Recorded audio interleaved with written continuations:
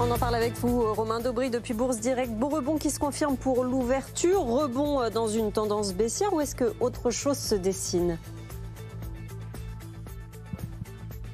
Bonjour, il y a effectivement un faisceau d'indices qui laisse à penser que le rebond pourrait être assez puissant cette fois-ci, mais c'est la caractéristique d'une tendance baissière, des rebonds assez puissants, et il en faudra plus pour retourner la tendance de long terme. En tout cas, en attendant, on va profiter effectivement de ce signal probable, avec de nombreux signes qui rendent possible ce rebond à court terme. On a notamment une nouvelle échéance qu'on entame sur les marchés dérivés, donc la possibilité de construire de nouveaux intérêts.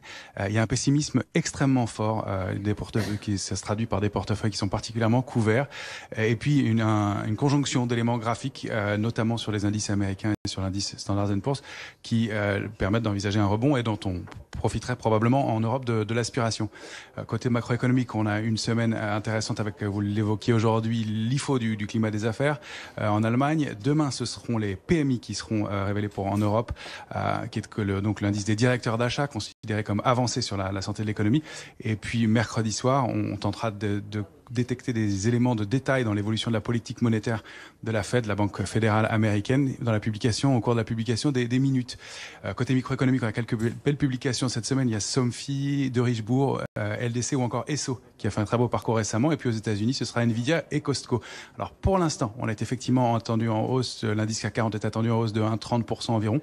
Le principe, c'est que si on réussit à déborder le niveau de 6400 points, on pourrait assister à une accélération haussière et valider une structure de retournement de court terme qui pourrait mener même au-delà des 6800 points.